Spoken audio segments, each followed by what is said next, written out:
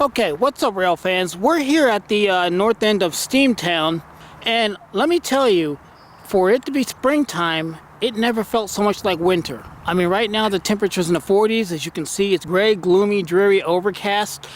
Slight rain starting to come down. It's very windy out, very, very cold out for this time of the year, but nonetheless, we're here. This rock pile that you're looking at, this is what the 92X train dumped. I was at a dentist appointment, so I couldn't get here fast enough to get the train dumping. I got here about maybe 5 or 10 minutes after they stopped, and I was able to get the tail end of the train creeping away, which you saw in a video. But anyway, this is that rock pile that it dumped. Now, if we get a little bit closer, you can see, I'm looking down at the ground here, you can see where backhoe tracks have started taking some of the rock, some of the aggregate away from this pile. And we bring our attention over here, and you can see a temporary makeshift grade crossing. Obviously, this is for the maintenance of way workers so that they can get across the tracks. Looking down the line, we can see the welded rail that was dropped just 2 nights ago. But anyway, here's the crossing. That's pretty neat, isn't it? Just a little makeshift crossing here at the north end of Steamtown, milepost 671 on the Sunbury line.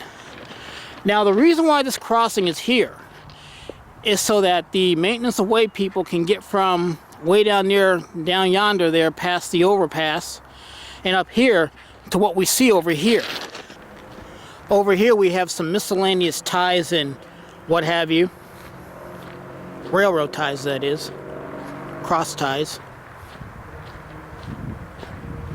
Tie plates, angle bars, chunks of wood,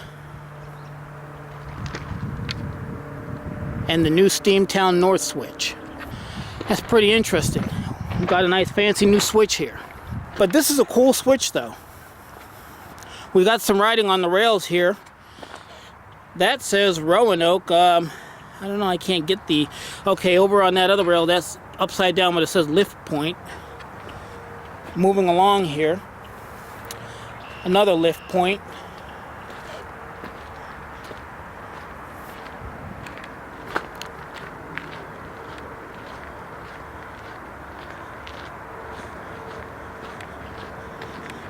Check this out up here.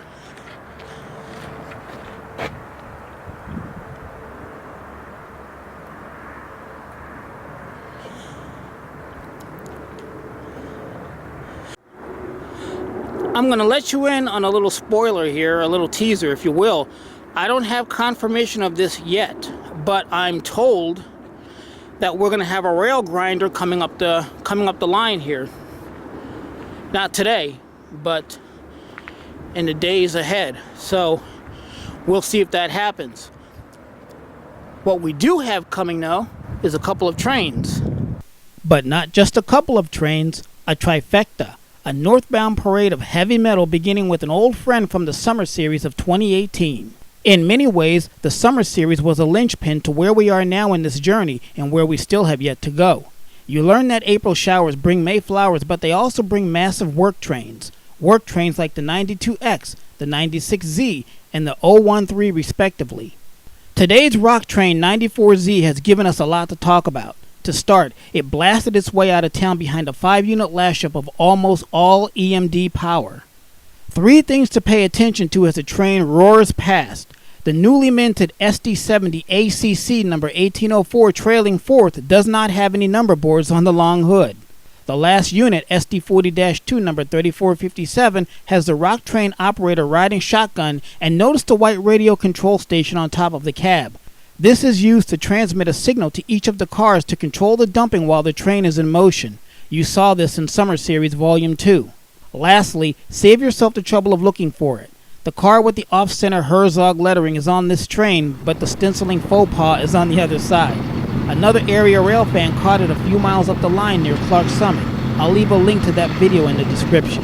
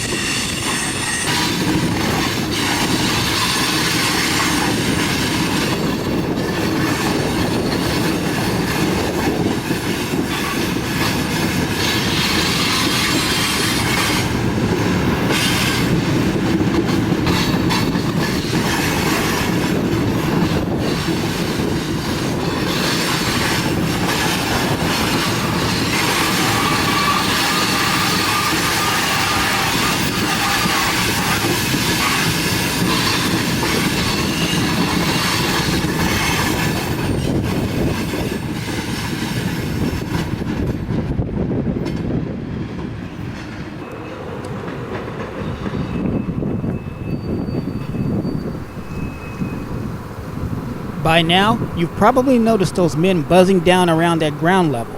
At first, I couldn't figure out what they were doing, and then it hit me. They're doing us a huge favor. They got rid of that pesky tree that grew up alongside that CF trailer and partially obscured our clear view of the tracks. The one thing that wasn't working in our favor today was the weather. The rain wouldn't let up, but neither did the train traffic. Next up the pike, not far behind that rock train, was a 14R with a sizable train considering it only had 2 locomotives.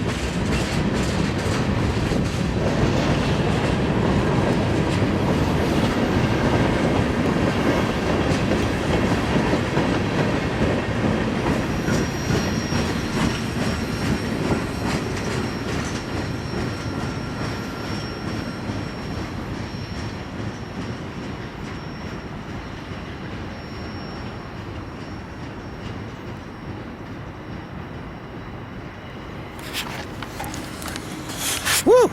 Well, that was a good size 14R for 2 engines. Our last train within the span of about an hour was the Buffalo-bound 37T with a super friendly engineer and a little more deja vu. Can you remember where you saw that second locomotive?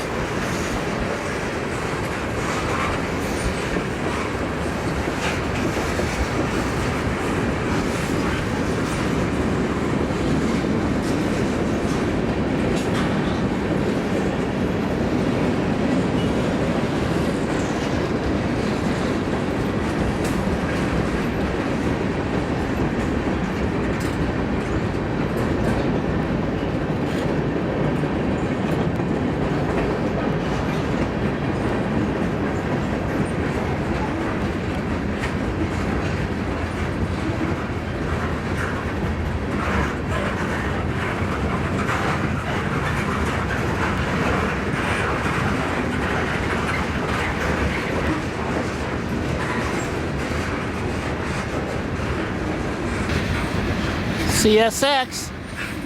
You don't see those cars a lot on this line anymore. We used to see them a lot. I wonder what happened.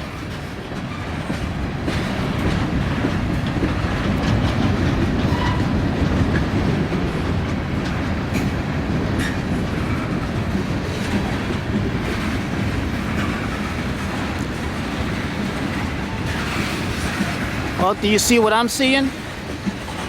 Looks like 37T's having some trouble.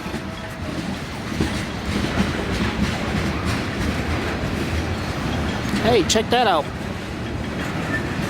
Brand new liquid petroleum gas container. Not container, tank car.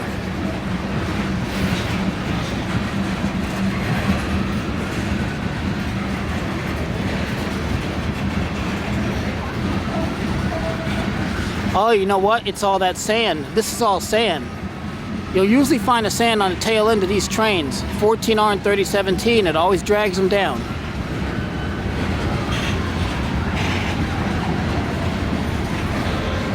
Got some Grain Belt Corporation gondolas. Penn Central. Look at that old Penn Central. 2 Penn Centrals.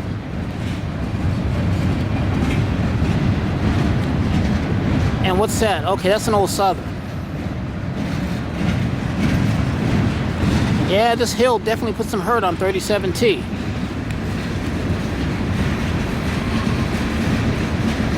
Well, you know what? There's a speed restriction somewhere on this track, or at least there was. Maybe that's what got him down.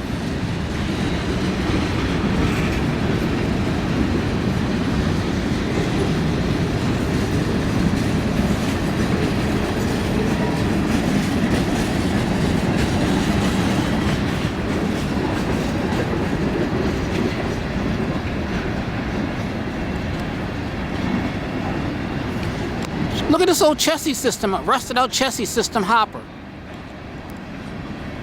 Lettered now for the patch for the OFOX. I'll have to find out what reporting mark that is. Look at that rusty tank car. Wow. That's seen better days. Oh, that one too.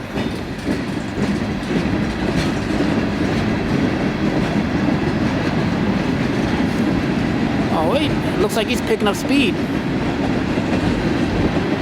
That's saying a lot because he hasn't gotten into the tough part yet. He won't get into that for another 3-4 miles. By the way, if you didn't know, this is a 10-mile hill. It starts at CP 672, milepost 672, and it goes all the way to Glen Burn around 662. Yeah, he's picking up speed. Must have been that speed restriction.